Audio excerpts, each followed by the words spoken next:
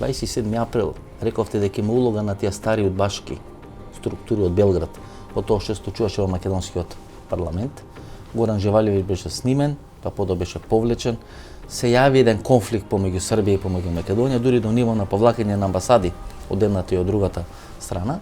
Улогата на Србија во 27. април 2017 година, после таа случка или тој немил настан, или тој упад во парламентот, случување на народ, обид за пуч, обид за државен удар, или секој различно го дефинира тоа што се случи, се промени власта во Република Македонија. Кој е улогата на Србија, на српските разузнавачки структури во целиот тој процес?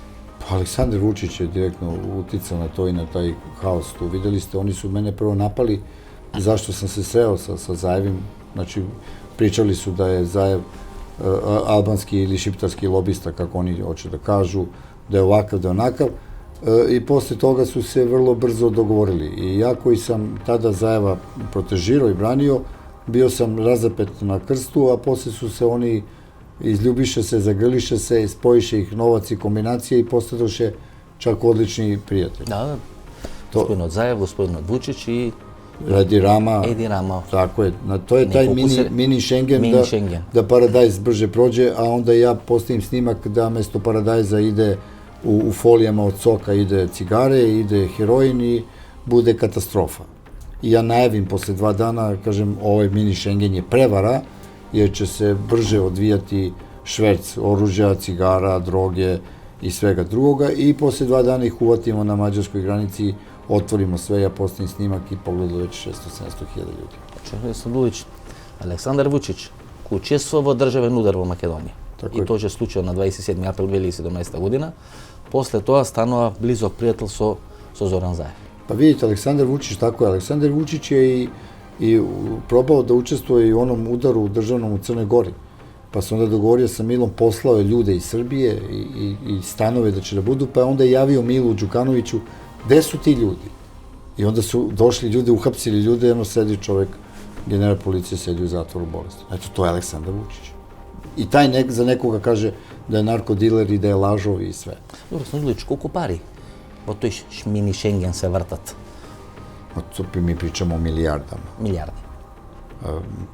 Vidite, samo Đukanoviću je jedan račun 2,8 milijardi u Dubaju je tražila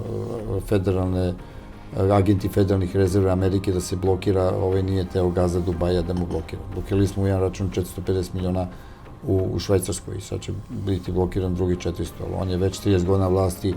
Zamislite koliko. Po one informacije koje sam dobio, sad sam baš skoro pričao na jednom sastanku koji smo bili, da sam ja i onda Zorana vodio, to je bio jedan sastanak za bezbednost jugoistočne Evrope, gde su dolazile sve službe, jer ja sam imao jednog odličnog prijatelja u Interpolu i imam dobru saradnju s njima. Po našim informacijama, u Gruevskom je, na primjer, u Rusiji ostalo zarobljeno nekih oko 5 milijardi i to će ostati tamo, dok je baš sam bio iznenađen i rekao sam, poslao sam da dobijem potvrdu da je čak Vučiću nekih i do 20 milijardi tamo zarobljeno u Rusiji. Rusija? Da. To su ozbiljne cifre. Za Mila se isto, mislim, to su milijarde ozbiljne. Svi su oni milijarderi.